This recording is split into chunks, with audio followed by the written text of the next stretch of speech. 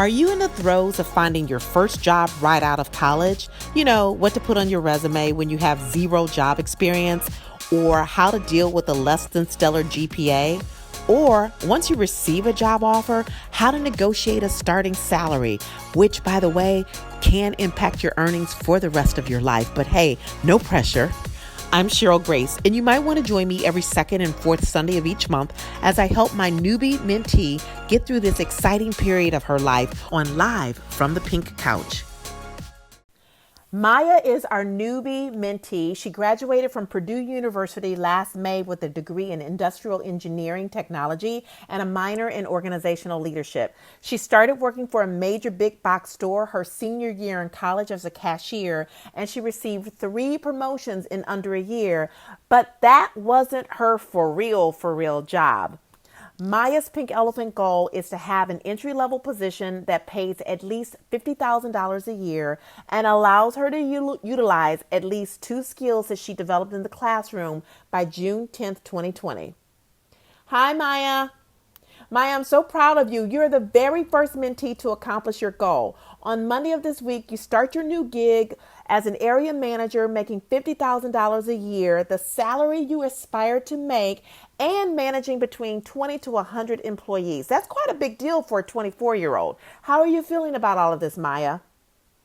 I feel really good. I'm super excited. I'm pretty nervous, but I'm, just ready to get my foot in the door and start like my first position within my field. Okay, well, that's great. So your last homework assignment, Maya, was to read the book, The First 90 Days. And what were Yes. two of the things you felt you learned from that book? I feel like one of the big things that I learned from the book was the importance of planning out your 90 days because it talks about planning conversations. It talks about planning like your learning agenda and your learning plan. It talks about planning how you plan on building relationships with both people that are reporting to you, people that you're reporting to, and then customers that are outside of the organization, and also relationships with people who are on the same level as you. So I learned a lot about planning, especially. And I also learned about sort of like things that I've done naturally in my previous positions that have worked really well for transitions, and things that I've done that haven't been necessarily the best, particularly with like how I time them. Okay. All right. Well, good. So, Miley, I'm going to use what I'm about to say as kind of a one of our pink couch tips, and that is women of color always have to be twice as prepared as other professionals because we're judged as not just women, but also as a person of color. So, therefore, the expectations bar is always set higher for us.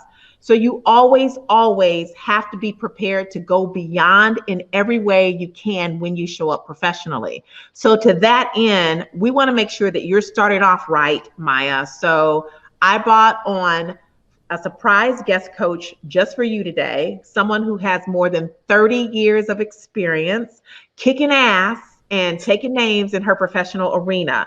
So I want you to meet Deborah Gray Young. Deborah is currently the managing partner of D. Gray Young, Inc., offering strategic business advisory and professional development services, including coaching and training.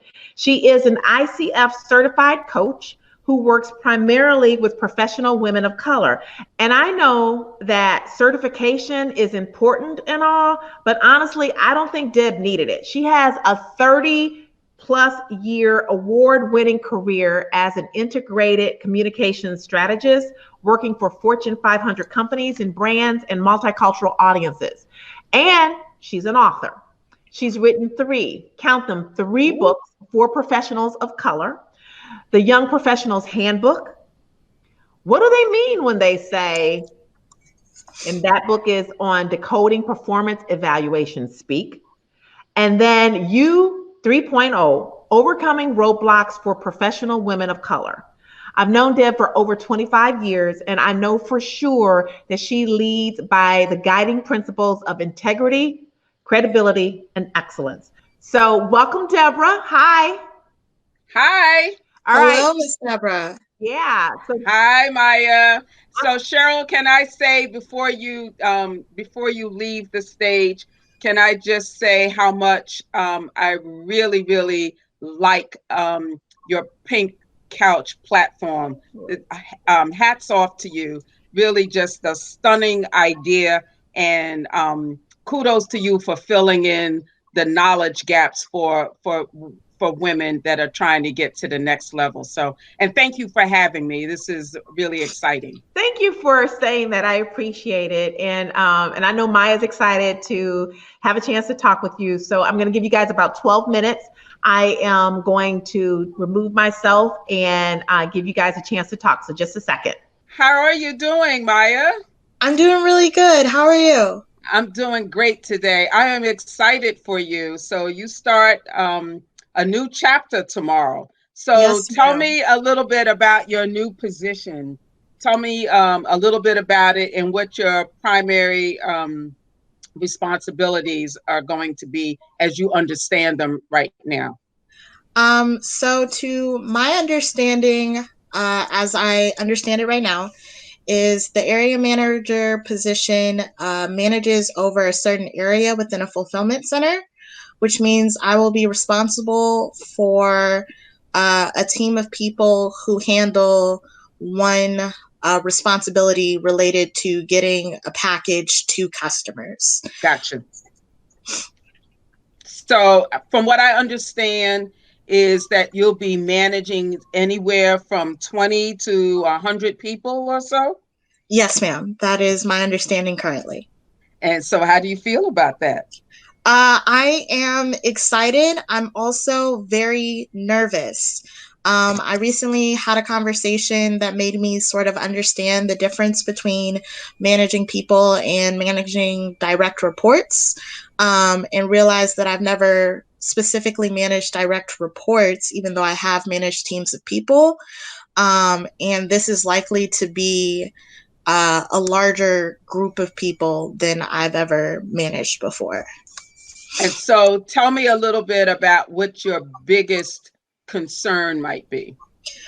I think my biggest concern is that because I am coming directly out of college into this role, I'm most likely going to be younger than a lot of the people who are reporting to me, and sort of managing that relationship with them, particularly given that I am not always viewed as the most authoritative person. Like, I've been able to get results with my teams, but I've been able to get results through like conversations and utilizing more soft skills as opposed to do this because I'm your boss. Okay, that's good. What would be your perspective then in terms of direct reports? Do these people work with you or work for you? I think they work with me. How is it that you want to be viewed by the people that you manage? Oh, well, I want the people that I am managing to view me as a helpful resource for accomplishing their goals and moving up within the organization. I feel really confident about how you're looking at this and how you are approaching it. I think that your previous experience will serve you well in ways that you probably didn't expect. Now I know you thought you were finished with homework, but you're not. I'm going to give you some homework. So Miss Cheryl had given you some homework, which you did. But I'm going to give you some homework as well. And some of this you may have already done just in the course of your studies. So if you have, that's great, but I'm going to give this to you anyway. One of the things I would encourage you to do is to begin to define your leadership style. Yes. Okay. Ma'am. And so there are approximately 8 leadership archetypes. Study those. Your degree is in industrial engineering with a minor in organizational leadership, if I'm correct, right? It's a major in industrial engineering technology with a minor in organizational leadership. Leadership, yeah. So organizational leadership is one of my favorite subjects, actually. So you've got a head start there. And so studying and defining your leadership style, which will no doubt be some kind of a hybrid. It's not going to be like one or the other. It'll sort of be a synergy of, of the 8 and probably 10. So, and you're early on in your career where you've got a really good running start to kind of craft what you want your leadership style to be, and it'll be driven by how you want to be perceived in your company and whatever future positions that you hold. Having a defined leadership style will serve you well, and it will evolve. So don't think that once you get it down, it's going to stay that way, because it won't. So that's part of your homework. And then the other thing I would encourage you to do is to subscribe to Smart Briefs, a Smart Brief on leadership, and that will help you just stay up on the whole arena in terms of managing people and understanding what's sort of new in the ecosystem. And they're free newsletters. You sign up for them, and they have one for absolutely every single industry in the world. But I always encourage people to sign up. If you don't sign up for anything else, to subscribe to the Smart Brief on Leadership. So there's one on social media. There's a Smart Brief on social business. There's a Smart Brief on retail. There's a Smart Brief on marketing, but absolutely subscribe to the one on leadership. You can't go wrong with that. Yes. And then separately, what I'd like for you to do, Maya, if you can, is check back with me in a month. Let's do a check-in and see how you're doing. And I'm also going to send Miss Cheryl a list of tips for you as well, right? So, and they're really simple, and some of them you're doing already, right?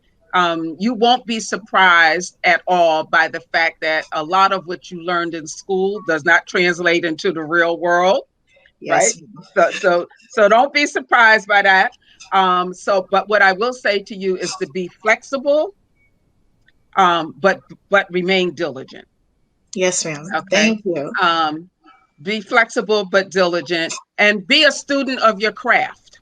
And I say this to everyone, no matter where they are on their career path, even if they're at the end of their career, you must remain a student of your craft. And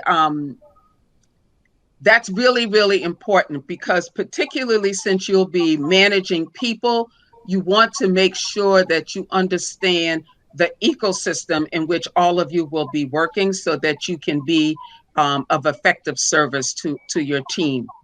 And then by all means, take advantage of being the new girl, right? So the new girl gets to do all kinds of stuff and gets a free pass, right? Yes, so take advantage of being a new girl and ask a ton of questions. I mean, right down to, where's the nearest ice cream shop? I mean, ask it all, right? Because the new person on the team gets to ask all the questions. I love that. I think that's great advice, because you're only going to be new at a company one time, and you might not have a long honeymoon. So that's right. And milk it for everything it's worth, just like Miss Deb is saying. That's right. That's right.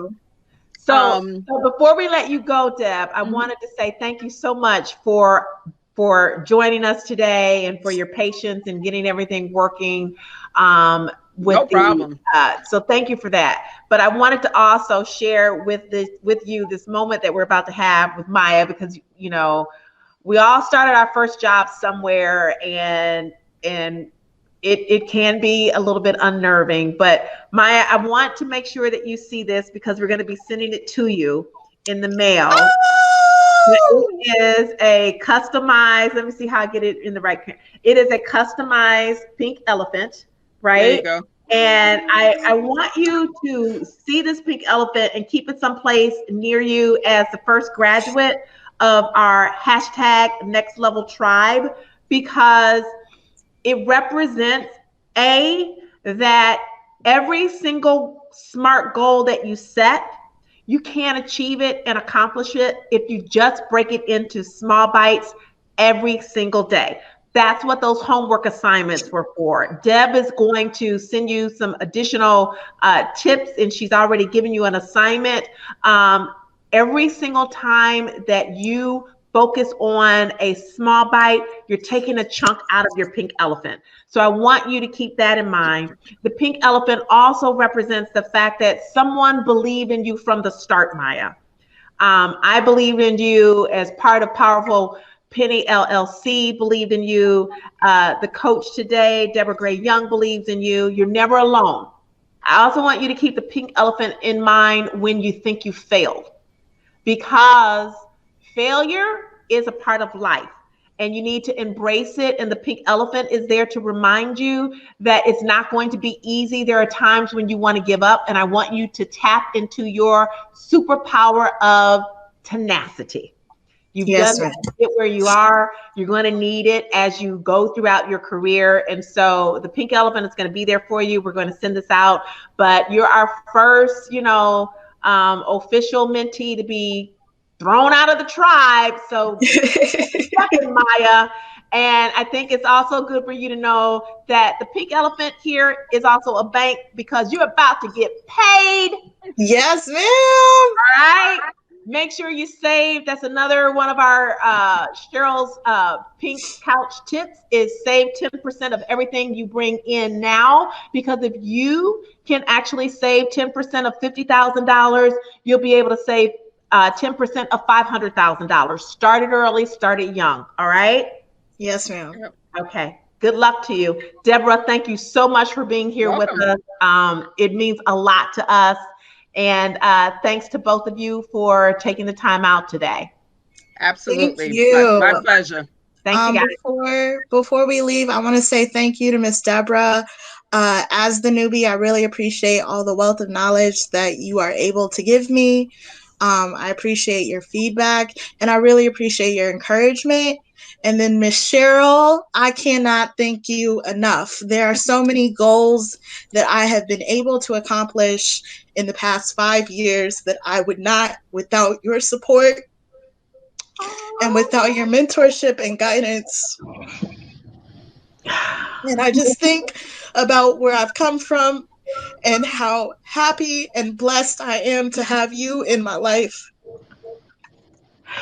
You're welcome, Maya.